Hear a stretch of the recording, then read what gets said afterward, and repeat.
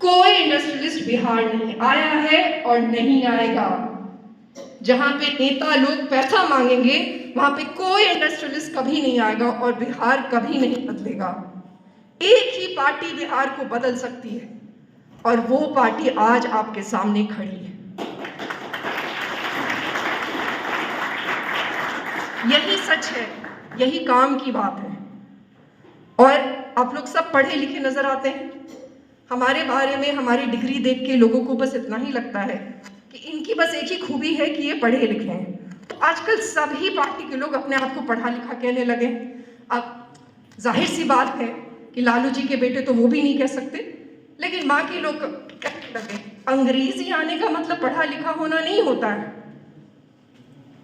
पढ़ा लिखा होने का मतलब होता है कि आप गलत चीजें देखो, जब आप अन्याय देखो तो आपका मन विचलित हो जाए, आप चुनौती देने की सोचो।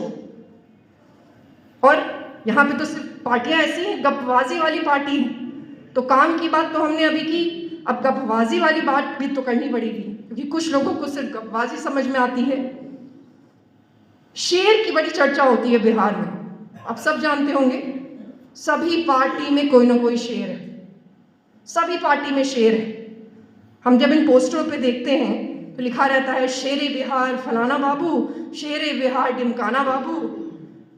इतने सारे शेर हैं बिहार में, पर फिर भी बिहार 28वें नंबर से 27वें नंबर पे नहीं ला पाए।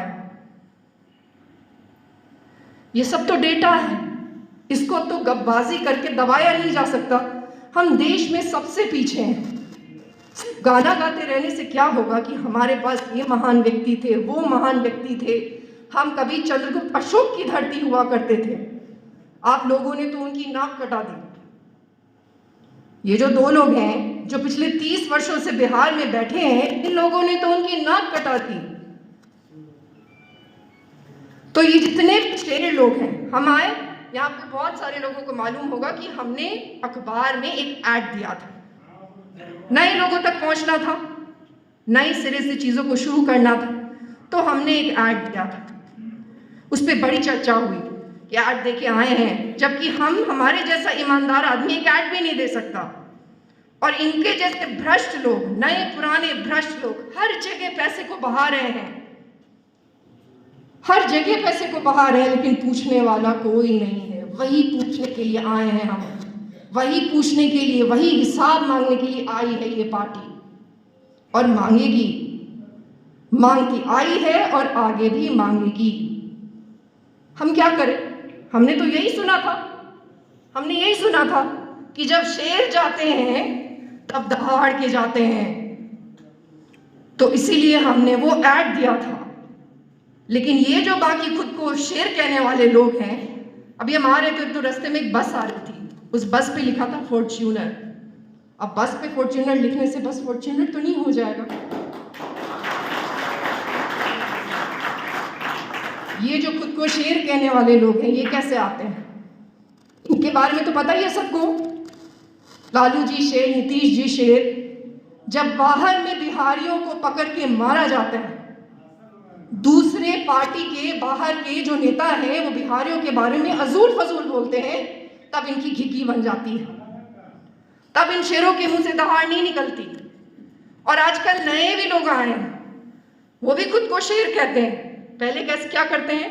कुत्ते के जैसे इधर उधर जाके यात्रा कर करके, पैदल चल चल के अपने जैसे कुत्तों को इकट्ठा करते हैं और एक जगह जमा करते हैं, और फिर वहां पे जोर से दहाड़ने की कोशिश करते हैं। लेकिन कुत्ता कितने भी जोर से दहाड़ेगा वो भौंक ही होगा, दहाड़ नहीं होगी।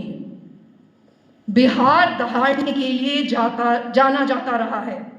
हमारे यहाँ ऐसे लोग थे, जब बोलते थे तो पूरा विश्व हिलता था।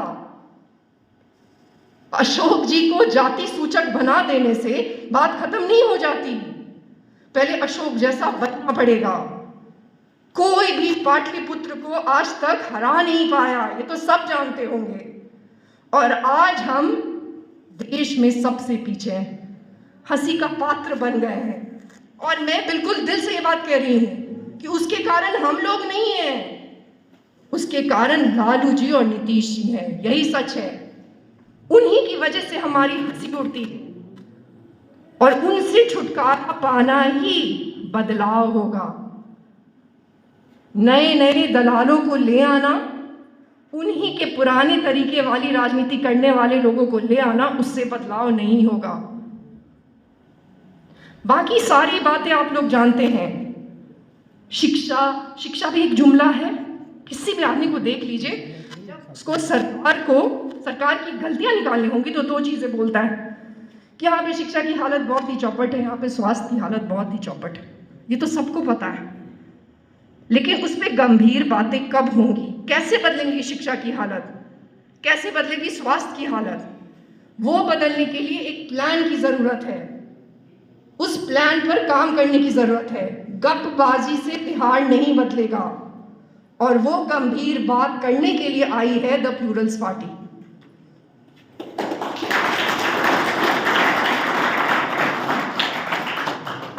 ये पहली बार हुआ है कि 2025 के चुनाव में हमारे कौन कैंडिडेट होंगे वो कहीं पे डिक्लेयर हुआ, और ये निशान जी के लिए ही हुआ है।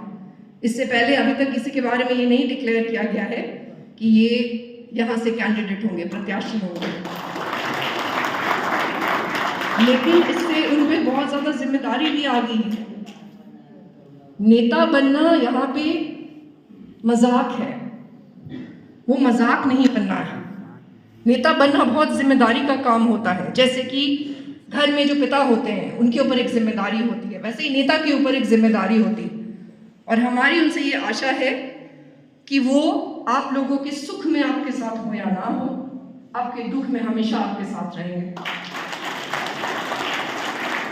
इतनी सी बातें हैं। एक बार फिर से क्षमा मांगूंगी कि यहाँ पे आने में देर हो गई, लेकिन एक बात तो तय है कि जब असली विकास होगा तो देर नहीं होगी। बहुत बहुत धन्यवाद।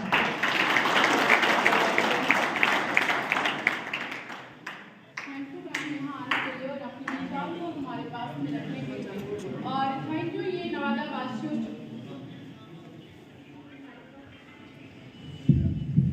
Once again I want to say thank you to you ma'am। और हमारे नवादा वासियों के लिए सहृदय धन्यवाद। आपने हमारे मैम को इतने अच्छे से और ध्यानपूर्वक प्यार से सुना, और आगे इनकी जो भी सोच है, जो भी विचार है, जो अपने आपके सामने इन्होंने प्रकट किया, उनकी सोच को अपने दिल में उतार करके इनका साथ देंगे, जिससे कि हमारे नवादा और हमारे बिहार का एक नया रूप और आकार प्रकट होगा। और इसके लिए तहे दिल से शुक्रिया। और सभी जनता से अनुरोध है कि आपके लिए भोजन का प्रबंध किया गया है, तो आप उनको ग्रहण करके ही जाएं। और हमारे भोजन के साथ साथ जो हमारे मैम का विचार है वो भी अपने दिल में ग्रहण करें और इनका साथ दें और अपना विकास करें।